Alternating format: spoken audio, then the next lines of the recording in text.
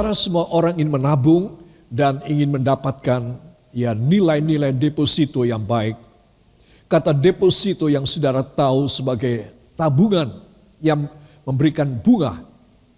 Ya saudara, dia bisa deposito dari bank, dia bisa juga deposito yang merupakan fixed rate dari pemerintah. Saudara, tetapi itu semua adalah maksud orang bekerja, bukan habis untuk dimakan, tetapi untuk disimpan juga. Untuk apa? Untuk masa depan. Orang yang memikir jauh ke depan. Dia tidak menghabiskan apa yang dia punya. Ya saudara. Nah, saya akan berbicara mengenai soal deposito. Ya, seberapa deposit Anda? Deposit itu dalam bahasa Inggris berarti endapan. Ya, deposit juga bisa berarti juga sesuatu simpanan yang mengendap, sesuatu yang mempunyai sesuatu yang merupakan sepertinya itu cadangan kita. Ya, deposit mineral Indonesia itu barangkali terbesar di dunia. Nah, ya di Papua itu deposit emas terbesar di dunia.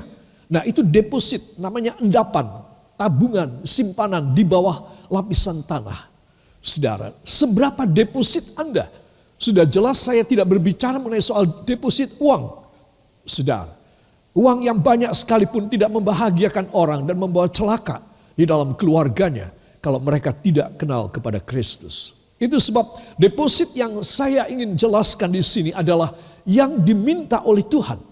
Apakah saya dan saudara sudah menyimpan di dalam hati kita deposit iman, deposit rohani yang cukup, saudara? Untuk apa? Untuk mewarisi kerajaan Allah. Itu sebab penting sekali pelajaran ini.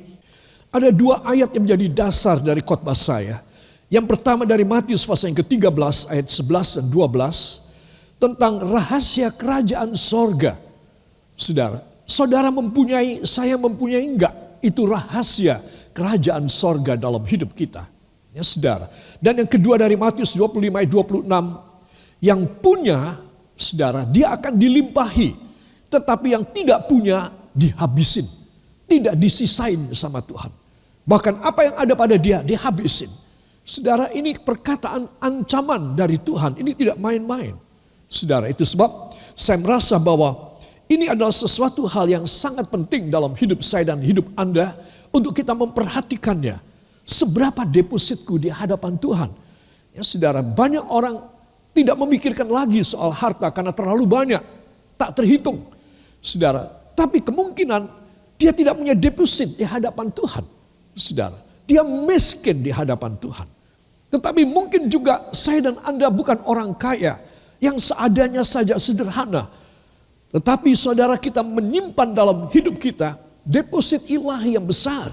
Saudara, itulah yang dinamakan sebagai deposit rohani. Ya saudara. Nah, kita akan berbicara mengenai soal ini. Karena ini merupakan hal yang penting sekali. Yang pertama, para kekasih, dari Matius pasal yang ke-13 ayat 11 dan ayat 12. Saya ajak saudara membaca juga di rumah saudara.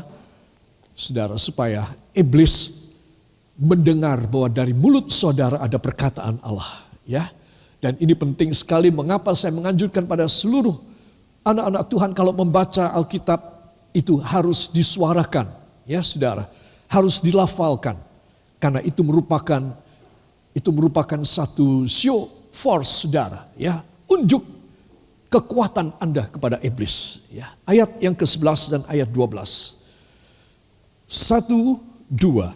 Jawab Yesus, kepadamu diberi karunia untuk mengetahui rahasia kerajaan sorga, tetapi kepada mereka tidak, karena siapa yang mempunyai kepadanya akan diberi sehingga ia berkelimpahan. Tetapi siapa yang tidak mempunyai, apapun juga yang ada padanya akan diambil daripadanya. Amin. Dihabisin, tidak disisain sama sekali. Wah, ini ancaman berat, saudara. Jangan dianggap enteng. Orang-orang Kristen, anak-anak Tuhan harus menganggap ini ancaman berat. Mengingat satu keadaan dunia yang mudah sekali, yang sangat volatile, sangat mudah berubah. Ya saudara, ini keadaan dunia. Kemudian juga kapan kita mati kita tidak juga tahu. Ya saudara, kita tidak mengharapkan. Tetapi apa yang tidak kita harapkan bisa terjadi dalam hidup kita. Jadi di sini tentang rahasia kerajaan sorga. Saudara, siapa yang mau masuk ke sana, dia harus memiliki deposit rahasia kerajaan sorga di dalam hidupnya. Ya, kepadamu diberi karunia. Coba ini ya, Yesus berkata pada murid-murid, kepada kalian diberi karunia. Ya saudara, untuk mengetahui rahasia kerajaan sorga. Tetapi kepada mereka, ya mereka di luar kita, mereka tidak tahu. Saudara, kemudian Tuhan memberikan ancamannya. Karena siapa yang mempunyai, kepadanya akan diberi. Sehingga ia berkelimpahan. Katakan, sehingga ia berkelimpahan. Katakan, sehingga saya berkelimpahan. Ya. Tetapi sebaliknya saudara, tetapi siapa yang tidak mempunyai, apapun juga yang ada padanya akan diambil daripadanya. Apapun juga. Satu, sudah tidak mempunyai rahasia kerajaan sorga. Kemudian apa saja yang ada pada dia diambil oleh Tuhan. Saya mau bertanya kepada saudara, Tuhan berkuasa enggak mengambil apa yang ada pada kita? Berkuasa apa tidak? Berkuasa. Ya, kita harus nyadar. Jangan cuma tahu, tapi nyadar, dipikir ini perkataan. Dia berkuasa mengambil semua yang ada pada saya. Apa yang ada pada saudara? Coba, saudara, dia berkuasa. Itu satu masalah yang berat. Kalau kita tidak nurut sama dia, kita mending sekali. Katakan, saya mending, saya lebih baik nurut kepada perintah Tuhan. Saudara, ini akan membawa saya dan saudara berkelimpahan. Amin. Sehingga ia berkelimpahan. Sebaliknya, apapun juga yang ada padanya akan diambil daripadanya. Coba. Habis semuanya, bukan cuma miskin, tapi tidak punya apa-apa. Ya saudara, ini dasar yang pertama tentang rahasia kerajaan sorga. Jangan disepelekan para kekasih. Kedua, saudara, kita akan membuka dalam Matius pasal yang ke-25, ayat yang ke-29. 1, 2. Karena setiap orang yang mempunyai, kepadanya akan diberi, sehingga ia berkelimpahan. Tetapi yang tidak mempunyai, apapun juga yang ada padanya akan diambil daripadanya. Amin. Yang punya dilimpahi, ya seperti tadi, ini diulangi lagi. Peraturan yang sama, ya saudara. Tetapi siapa yang tidak mempunyai, apapun juga yang ada padanya. Wah, ini lebih tegas lagi. Apapun juga yang ada padanya akan diambil daripadanya. Para kekasih, kalau Tuhan sudah berfirman sedemikian, maka kita sebagai anak-anaknya, kita harus yakin bahwa Tuhan hanya ingin kita save. Katakan, Tuhan hanya ingin saya save di dunia ini sampai masuk ke sorga. Amin. Jadi saudara dan saya harus tahu tentang hal ini. Dia tidak punya maksud yang lain. Dia bukan memeras kita orang. Dia bukan meminta harta kita. Dan dia mau mengambil semuanya bagi dia. Apa gunanya? Enggak laku di sorga dan tidak bisa masuk ke sana. Kayak saudara transfer dari sini ke Amerika saja. Masih bisa masuk ke sana uang saudara. Tetapi apapun yang saudara harapkan, bahwa Tuhan begitu keras kepada saudara, dia mau ambil semuanya untuk disimpan di sorga, itu salah sekali. Dia tidak mau mengambil kecuali saudara memberi kepada dia. Ingat kalimat ini, dia tidak mau mengambil kecuali Anda memberikan korban kepadanya. Dia mau ambil, dia mau terima. Jadi saya dan saudara harus sadar, dari dua dasar khotbah saya hari ini, saya ingin mengajak semua saudara memperhatikan tentang perkara yang penting ini. Tentang deposit. Katakan, deposit saya. Ya, saudara. Nah, apa dan di mana deposit Anda? Saudara, kita akan membuka kisah yang agak panjang dari 2 Raja-Raja pasal yang keempat ayat 1 sampai dengan ayat yang ke-6. 2 Raja-Raja pasal yang keempat, para kekasih. Ayat 1 sampai dengan ayat yang ke-6. Saudara, di sana saudara bisa membaca tentang ibu janda, istri daripada nabi yang ditinggal mati oleh suaminya. Saudara, Nah, ada seorang nabi yang meninggal, saudara. Dan dia mengadukan halnya kepada Nabi Elisa. Itu ayat yang pertama. Hambamu suamiku sudah mati. Dan engkau ini tahu bahwa hambamu itu takut akan Tuhan. Tetapi sekarang penagih hutang sudah datang untuk mengambil kedua orang anakku menjadi budaknya. Saudara, ya. Dan di sini kita melihat bahwa nabi ini ternyata miskin. Sehingga hidupnya saudara berhutang.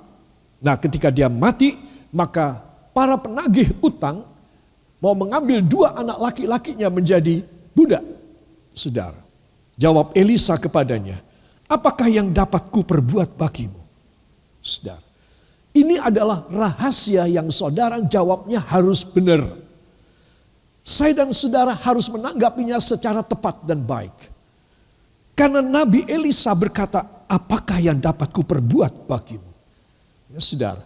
Lalu dia memberikan satu clue. Dia memberikan sesuatu sedikit pengungkapan. Untuk kita bisa mendapat sesuatu perbuatan dari mujizat Tuhan. Apa dia bilang? Beritahukanlah kepadaku apa-apa yang kau punya di rumah. Apa-apa yang kau punya di rumah, kasih tahu sama aku. Mungkin dari situ aku bisa melakukan sesuatu. Ya, kamu datang minta aku berbuat, kamu ingin aku berbuat apa? Kalau kamu tidak memberitahu apa yang ada tersisa di rumahmu kepadaku. Saudara. Nah, disinilah kita melihat, ya saudara. Dan dia menjawab, ibu ini menjawab, hambamu ini tidak punya sesuatu apapun di rumah. Ya saudara. Untung dia tidak mengatakan ini titik. Hambamu tidak mempunyai sesuatu apapun di rumah titik. Untung tidak titik tapi koma. Ya. Nah, saudara lihat tanda koma. Ya. Selanjutnya apa? Dia bilang, kecuali sebuah buli-buli berisi minyak. Untung dia memberitahu. Untung dia ingat. Walaupun minyak ini bukan harta benda, bukan sesuatu perabot, bukan sesuatu yang bernilai. Ini sesuatu yang lumrah, semua orang pasti punya di dalam rumah mereka. Saudara, tetapi untung dia mengatakan. Sehingga di situ Tuhan bisa melakukan pekerjaan yang besar melalui Nabi Elisa. Coba dia bilang, coba dia hanya memikirkan tentang perabot. Sudah hampir semua dijual untuk makan, untuk membayar hutang. Saudara.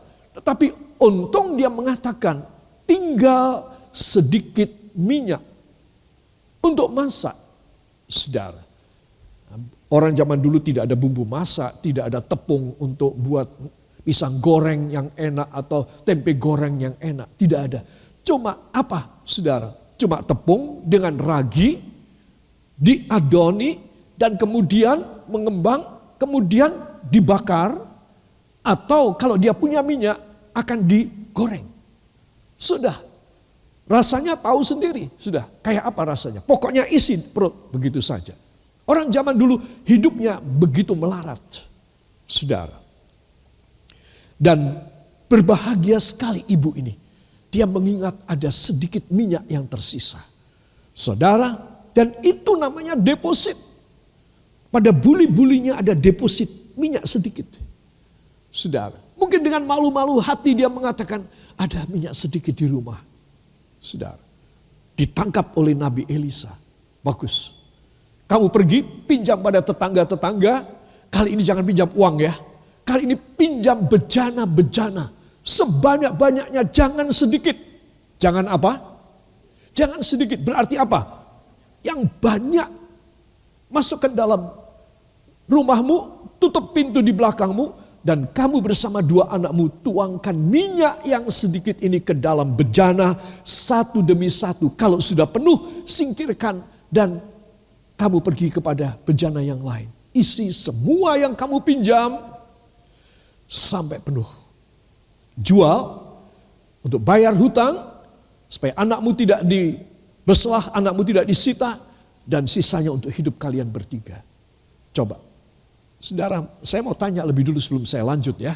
Nanti kalau saudara jawabnya salah, nanti percuma saya melanjutkan. Saya mau tanya kepada saudara, ini adalah dongeng atau ini adalah kejadian? Kejadian pasal berapa? Kejadian. Ya, ini adalah kejadian. Sesuatu yang Tuhan betul-betul lakukan. Saudara. Jadi di sini kita melihat bahwa ilham roh melalui Nabi Elisa ini memecahkan masalah yang begitu berat.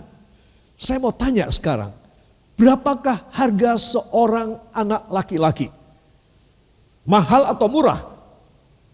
Mahal, saudara. 2 anak laki-lakinya sudah remaja, mau diambil.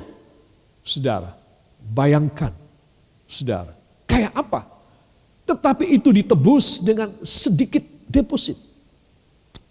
Itu dibatalkan, pekerjaan penyitaan anak laki-laki. Itu dibatalkan dengan sedikit minyak. Deposit, ini namanya deposit. Sudah, seberapapun itu namanya deposit. Saya menyimpan uang 5.000 di bank atau 500.000 itu deposit. Orang lain menyimpan puluhan miliar. Itu deposit juga. Seberapa banyak, seberapa sedikit pun itu namanya deposit. Nah, itu sebab saya dan saudara dari kisah ini kita harus memahami asal ada deposit. Puji Tuhan kalau aku bisa punya deposit lebih banyak. Sedikit pun luar biasa hasilnya. Ya, nah para kekasih, dari kisah ini kita melihat wanita ini dari ilustrasi lukisan ini dengan buli-buli berisi sedikit minyak yang dia punyai. Para kekasih, dan itulah yang membuat dia bisa menerima anugerah daripada Allah melalui mujizat. Saudara, deposit duniawi ada di dalam bejana Anda. Deposit duniawi ada dalam bejana Anda, saudara. Nah, sedikit sekalipun, tetapi berbahagia sekali. Dia tidak mengatakan pada Nabi Elisa, ibu janda ini, oh iya, Bapak Nabi, saya menyimpan sedikit keping uang dinar pada buli-buli penyimpanan uang saya. Saudara, puji Tuhan, dia tidak punya. Saudara, dia cuma punya sesuatu yang kurang berharga, sedikit deposit minyak. Dan saudara mesti tahu deposit minyak ini menunjukkan kepada urapan Allah di dalam hidup saya dan saudara. Jangan dibiarkan habis amblas semuanya. Kalau masih ada sedikit, katakan bila masih ada sedikit pengurapan Tuhan pada saya harus happy. Harapan dan mujizat besar masih bisa terjadi dalam hidup saya. Amin. Deposit minyak Anda, saudara. Saya katakan sekali lagi, dia tidak menunjukkan karena memang dia tidak punya. Kalau saya dan saudara tidak berharta, jangan kecil hati. Engkau harus mempunyai minyak urapan dari Tuhan yang akan membuat banyak sekali mujizat dan keberuntungan. Nah, deposit yang kita secara fisik, secara substance, itu ada. Ya, yang ibu janda ini miliki, saudara, menghasilkan sesuatu yang dahsyat. Ya, saudara, sedikit minyak. Saya menggambarnya minyak itu terlalu banyak pasti. Ya, sedikit minyak yang tersisa pada buli-buli. Tetapi saudara, kita harus mempunyai deposit yang lain. Katakan deposit iman. Deposit hidup rohani. Deposit kekudusan. Deposit harapan-harapan dari firman. Harus tersimpan dalam hati dan pikiran saya. Amin.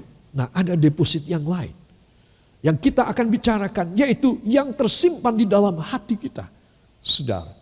Jadi deposit duniawi kita ada pada mana? Pada buli-buli, pada bejana, saudara. Tetapi saudara, ada deposit iman yang orang tidak bisa melihat, yang hanya Tuhan bisa melihat. Saya bisa merasakan, Anda bisa merasakan, dan yang setan ketakutan. Satu hati dalam satu hidup orang yang tidak ada deposit iman membuat setan bernafsu untuk mengalahkannya. Tetapi satu hati di dalam satu orang yang ada deposit iman, membuat setan dengan sendirinya melarikan diri dari orang ini. Jelas? Bisa tahu? Jadi saya dan saudara harus tahu deposit iman kita, deposit rohani kita. Katakan, bila saya memiliki deposit rohani, setan akan kabur dari hidup saya. Bila saya tidak mempunyai, saya menjadi target terbuka dari serangan iblis. Ya, jadi ini jelas. Di mana letak deposit iman dari ibu janda ini? Yaitu ketika dia mendengar perintah dari Nabi Elisa. Dia anggap itu sebagai firman Allah. Dan dia mengerjakannya. Oh, dia bisa tidak percaya, saudara. Saya mau tanya, ibu janda ini bisa tidak percaya apa harus percaya? Bisa tidak percaya. Ibu janda ini bisa tidak percaya. Saudara, aneh sekali ini Nabi.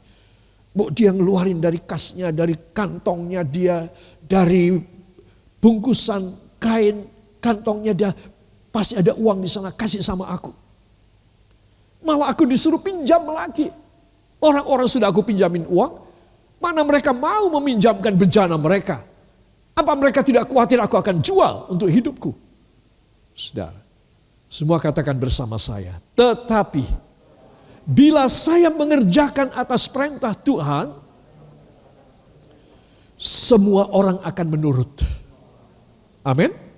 Ayo sekarang pakai logika kita, cengli kita gimana? Ini ibu janda, tukang pinjam duit. Tetangga-tetangga semua tidak ada yang absen. Ya, semuanya dia pinjamin. Para kekasih, coba saudara bisa bayangkan. Uang. Sekarang dia datang lagi kepada si A, kepada si B, kepada si X, tetangga-tetangga yang sudah dia pinjami uang, mau pinjam barang. Bejana itu ya, drum dari tanah liat, ya gentong. Menurut saudara itu mahal apa tidak? Mahal pada zaman dulu. Ya saudara, sekarang mau dipinjam.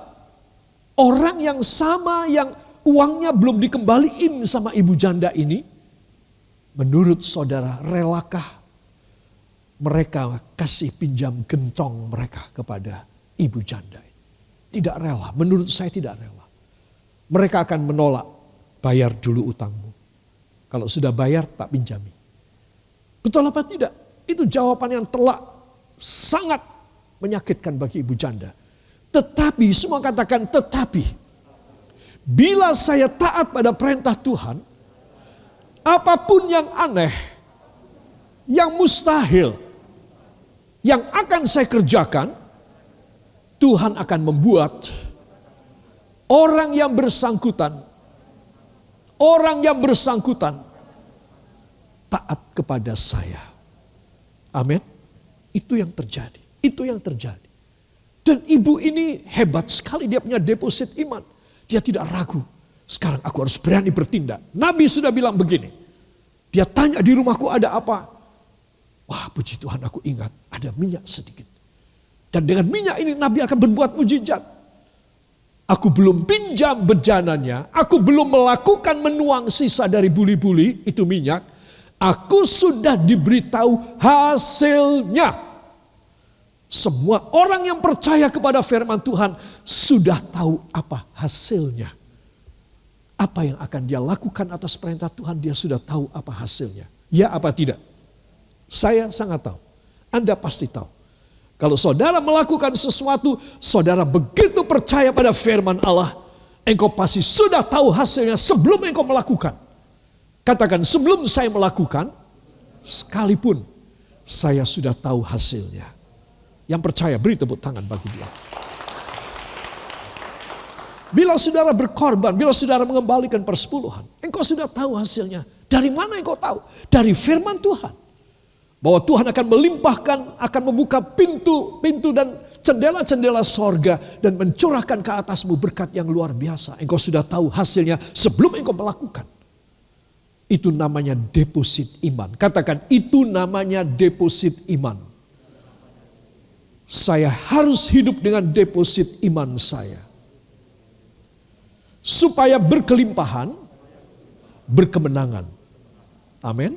Saudara mesti tahu ini rahasianya. Makanya Tuhan sangat wanti-wanti dan mengancam bahkan.